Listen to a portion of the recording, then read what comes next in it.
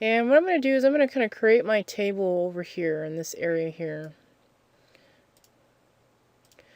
And what I'm going to do is I'm going to highlight the information that I want to appear in the table. So I want this stuff here, my healthy living, my work, and my academics to appear. And I want the percentages to appear. You notice we have kind of a bit of a space here, so we can't exactly just click and drag like that. It won't work. So I'm going to select the first set, and then I'm going to press and hold the Control key on my keyboard so I can pick and choose my other selections. And then when I'm done, I'm going to release my Control key. And then up here at the top where it says Insert, we have some charts. So I'm going to choose this type of chart here. You're welcome to experiment with these other different types of charts. In fact, I would say the more charts you create, the more experience you'll get using this program. The better you will be at using this program when you need to create something really exotic. And right now, this is fairly simple. We only have 3 things here, so it's going to be a very simple thing. So I'm going to hit this drop down. And I'm going to choose a 3D chart, and we already see where it's going to end up. It's going to appear in the middle, so I'm going to click on that. And we notice we don't really have any data inside here, and that's because somehow we lost our percentage selections over here. So I'm going to click on this and choose delete, and essentially just try that again.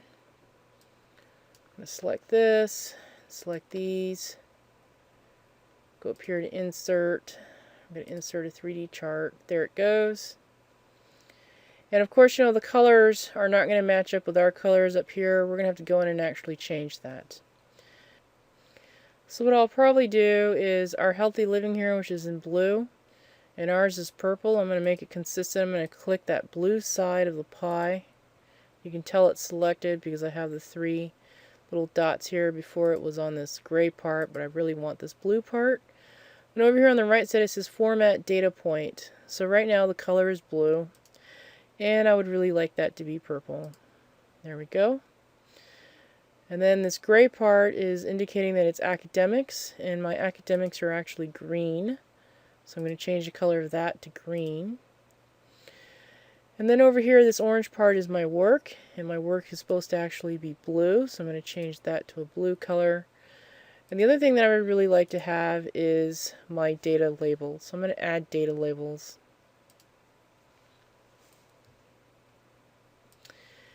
And I'm going to click on my data labels here and see if there's any options here that I can do about my data labels.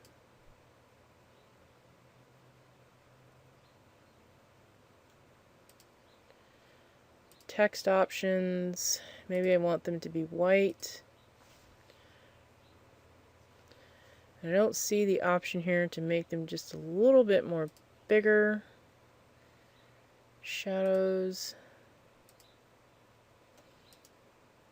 Here we go. Maybe the option is here. Resize shape to fit. Up here where it says chart title, might call this time management strategy.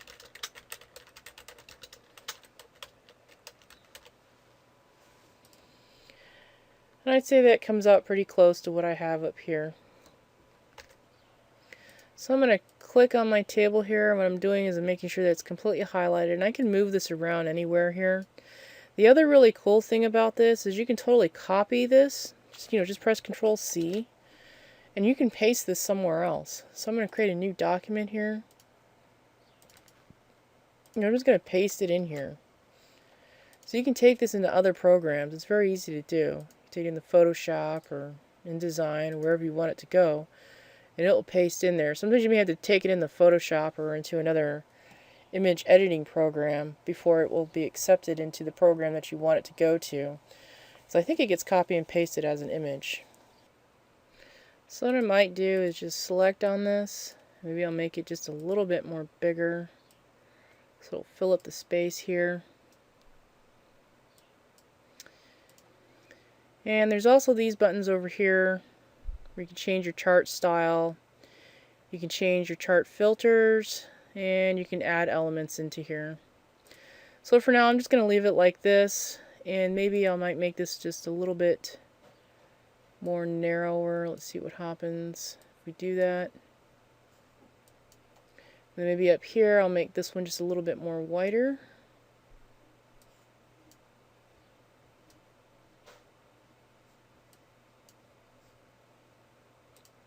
and then narrow up the chart so it kind of fits within the square here.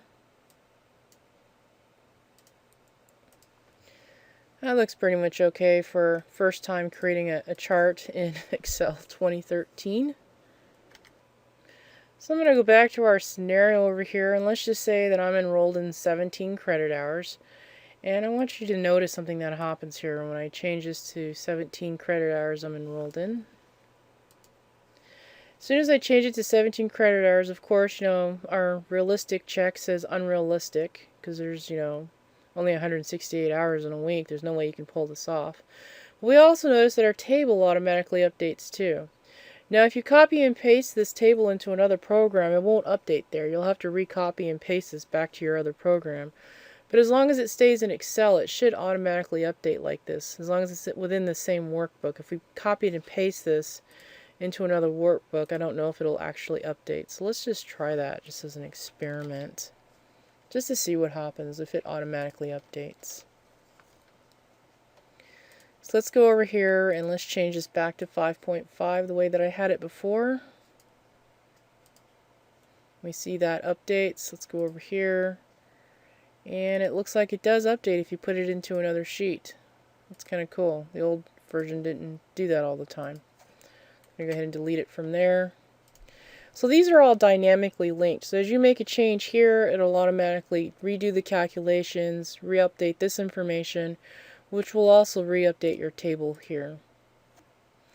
So one thing I do want to mention is many of you go through and you start working on your calendars, you're going to find out that you don't have enough hours in the day.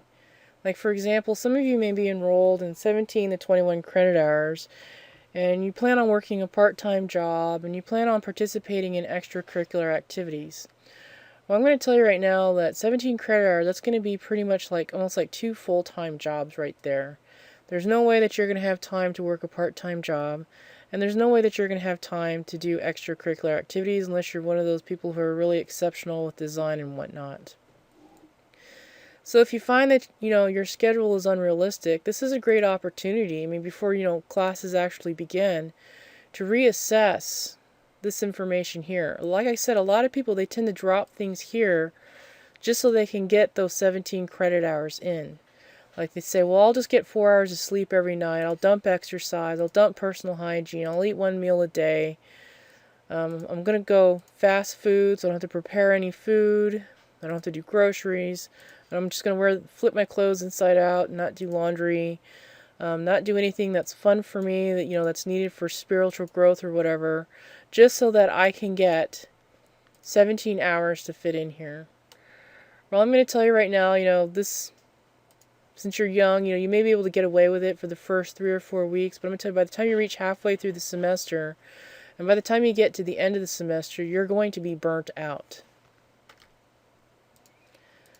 So if you do decide to roll in 17 credit hours and you find that there just simply it's unrealistic, the spreadsheet determines that it's unrealistic, there may be something here, something that you have to sacrifice. And you're probably thinking, well, I have to live somehow.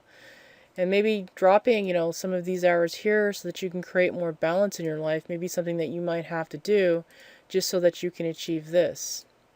And if you do decide to drop hours and not take a full 17 credit hour load, instead decide to do a 12 credit hour, it's not necessarily a bad thing. It means that you will probably have to be in school a little bit longer, and you may not be the same year as your classmates, but it also means that, for everything that you do, for every assignment that you do, you're going to do a really good job, you're going to make the grades, and you have the potential, the opportunity to gain scholarships and have some of this coursework paid for, so you don't have to do so much of this, which gives you the opportunity to maybe put more hours into here. And the other thing you want to look at is where you can trim fat from your schedule. So I've had several students who are involved in extracurricular activities such as student affairs, student senate, all these extra things, and for some reason they're in this mindset where if they participate in these activities, it's going to help them find jobs because it's told it makes them better leaders, blah blah blah. One thing that I can tell you is when you go to apply for a job, they don't really care about those kind of things. The only thing they're going to care about If you're a landscape architect, for example, can you grade? Can you work in Civil 3D? Do you know GIS? Can you do these things? They don't care about your extracurricular student activities. They want to know, can you do these bare bone minimum things? So I would say that if, while you're in school, this part here, this is pretty important. So if you have to drop something, drop your extracurricular student activities. The other thing is commuting. And if you're, for example, I knew someone who lived in Council Grove, and every day he would drive to campus, and that would burn, 2 to 3 hours of his time. And if you're staying late in studio and you're working and then you have to commute, this kind of puts your life at risk because you're very, very tired. Your ability to stay awake on the road becomes very, very challenging. And you're going to feel, oh, what I'm going to do is I'm just going to consume caffeine. I'm going to consume a lot of caffeine, a lot of sugar. And this really, really degrades on your personal, your healthy living standards here. You start degrading here. So if you don't live within the city of Manhattan, I would really consider thinking, I strongly recommend considering maybe doing some roommating or getting an apartment within Manhattan, sharing with someone that maybe can shorten up this commute time. I've indicated here that my commute time might take 7.5 hours, but in reality it's probably only going to take me an hour each day to commute. Probably 20 minutes to work and 20 minutes back, maybe more than 20 minutes to work since traffic's a little bit heavier coming into campus, and then coming home it's much more lighter since everybody comes into the city of Manhattan. It all kind of condenses and becomes very dense traffic, but as people leave it disperses out and becomes less dense. So this is something to definitely take under consideration. The other thing that I commonly see students do is spend too much time socializing. Facebook does count as socializing. So if you spend, almost half your day or 2 or 3 hours a day doing Facebook, that's just way too much time socializing. Alright, so that's pretty much all I wanted to say about this stuff here. I'm going to try to go in here and try to change the size of my text here a little bit because it's driving me nuts. I'm going to guess that this might be a click and drag type thing where you can resize this, since I have little handles here in the corner. Nope, that's not it.